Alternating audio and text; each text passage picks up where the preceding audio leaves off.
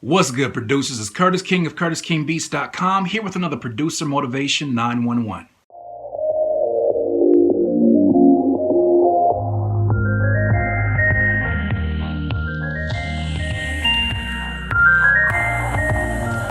Producers, today we're going to discuss the importance of sampling and whether or not you should sample.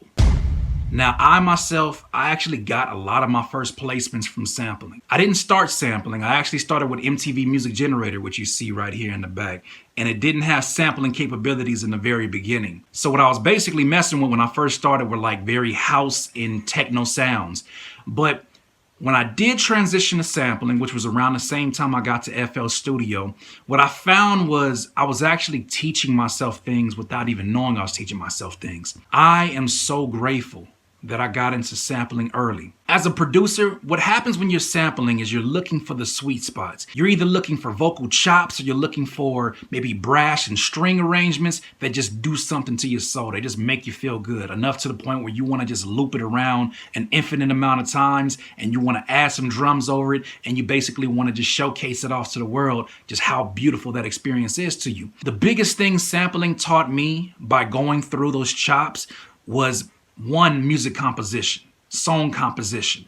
I learned the way that songs were arranged. I learned different techniques that people use. I learned the importance of a bridge or a pre-bridge or an outro or interlude or a musical break. I learned all that from sampling because I had to go through the whole sample to find the sweet spots. So I'm learning literally from the best musicians of the 60s and the 70s, where I got most of my samples, of how to arrange my music. And these are Motown legends. Ty Lopez has this theory that you should read books of people that you look up to. Bob Marley, Albert Einstein. Because what happens is when you're sitting there and you're reading these books, you're actually having a powwow session with them. You're actually having a one-on-one with people that are not even here anymore, but are just brilliant minds throughout time who have blessed us with the opportunity to pick their brain for 400 pages. I would look at sampling the same exact way. You're sitting here with some of the best musicians that music has ever known from the 60s and the 70s or wherever you're sampling from, and you're getting an opportunity to listen to layering.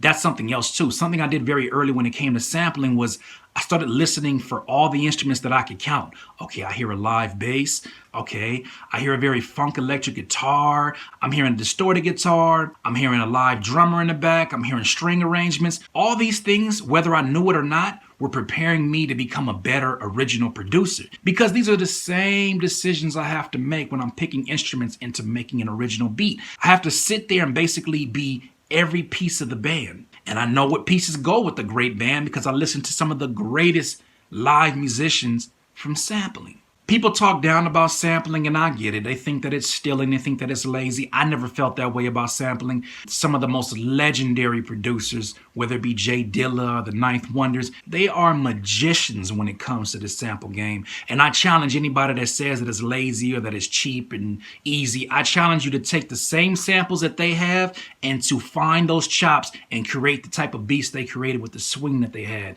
It is not an easy task by any measure. It's an art form to its fullest. Also, people like to talk down about hip-hop sampling as if orchestras don't do that.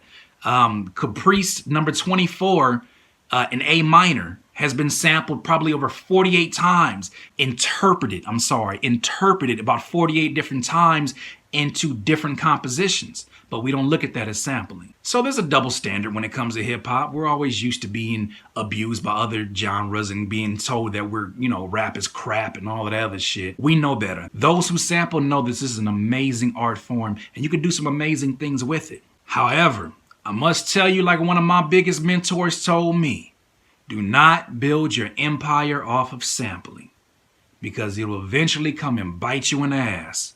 Building your empire on sampling, especially uncleared sampling, eventually you're gonna get caught up. For example, Little Flip's Game Over. That man got sued by Namco because he used Pac-Man sounds in his beat. It wasn't even the entire beat. It was just little sounds that came in and out. The producer made an original beat and just used certain samples. That man got sued. And these things can hurt your pockets for years. Because what happens if you get caught up selling music that has uncleared samples, you got to relinquish 100% of your copyright on that song. You got to relinquish sometimes 100% of your publishing, and you literally are paying them after the fact. So it is suggested that if you're going to be a sampling producer, understand that it's going to be an uphill battle financially. And if you do not clear samples, it's going to forever be a downhill battle where you're going to be forever paying off these different copyright holders. My mentor said, do not build your empire off of sampling, especially if you have the capability of making original productions, go for it. Now, some of you may be thinking, what about interpolation? Well, some of you may be thinking, what the hell is interpolation? Interpolation It's basically when you replay a sample. Now, in 2016, these laws can change from year to year. In 2016, interpolation, you still got to get cleared. Now, there are two types of sample clearances that you're going to have to be concerned with if you're going to go the route of interpolation, or even go the route of sampling directly from the sample. Now, when you sample directly from the sample, you're going to need to have a master use clearance. That basically covers you for taking a snippet of a master recording and putting that into your beat and pitching it down and, reversing it, whatever you think you're going to do. You have to get that cleared. And the other one that you need in terms of a clearance is a copyright in your musical composition. So say, for instance, you did do a music interpolation, and you replayed a sample and you had some keyboard players come in, a live guitar player, they all replayed the sample. You still got to get that cleared. Because if they come and find you, they're going to take all of your money. You have to get that cleared because it's still their work. No matter what you did to try to switch it up, you see what happened between Robin Thicke, Pharrell, and the Marvin Gaye estate. It is real. Interpolation It will still get you caught up. So by all means, if you plan on selling the music that you're sampling, you better make sure you get a clearance. How do you get a clearance? Well, look up the sample. Google it. Find the copyright holder. Find the new copyright holder if the artist that you're sampling has passed away. They're more than likely easy to access because they're trying to get as much money off of their investment as possible. So contact them. Find a number. Hit them up. Hi, how you doing? My name is Roscoe the Taco, and I'm trying to obtain a license for the song that you guys are the copyright holder for. Hit them up. See what their prices are, see what the rates are for sample clearances. You'd be surprised. A lot of people think that it's hella expensive. A lot of times, these copyright holders are a lot more lenient upon independent musicians because they know you can't afford to pay $10,000 and they know you're probably not even going to make that amount. So a lot of them respect the fact that you would even reach out to them. I'm not saying they all do, but a lot of them do respect that. And you're willing to break bread for sampling their particular investment. A lot of people have this theory that if you sell less than 10,000 copies, you will not fall on the radar. So if you're on iTunes or you're on Bandcamp, people have this theory that if you sell below 10,000 copies, you won't fall on the radar. And I'm here to tell you, do not fall for that trap because it is very much possible to get caught up, even if you're below the radar.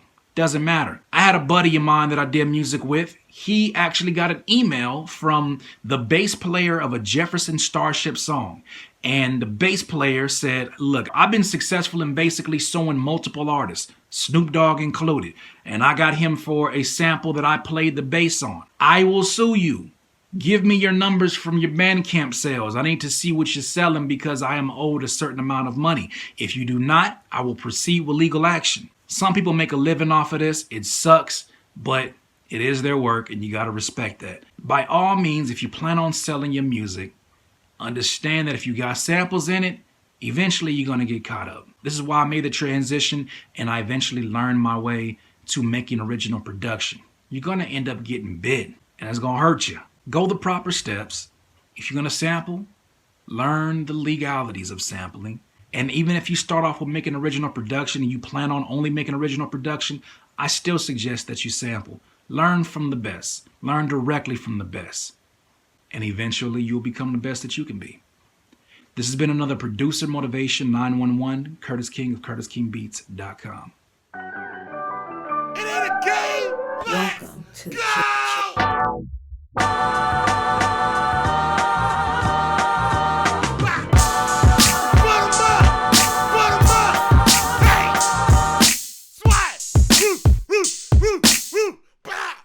What's good, everybody? I wanted to take a little second to give you a heads up about a contest brought to you by CurtisKingBeats.com and our sponsor, Grindhouse.com. Basically, you'll get an opportunity to win $250. You will have an opportunity to be featured on one of my EPs. You will receive a 30-minute consultation free of charge, and you will also win additional merchandise brought to you by Grindhouse.com and CurtisKingBeats.com. The winner will be featured on their app as well.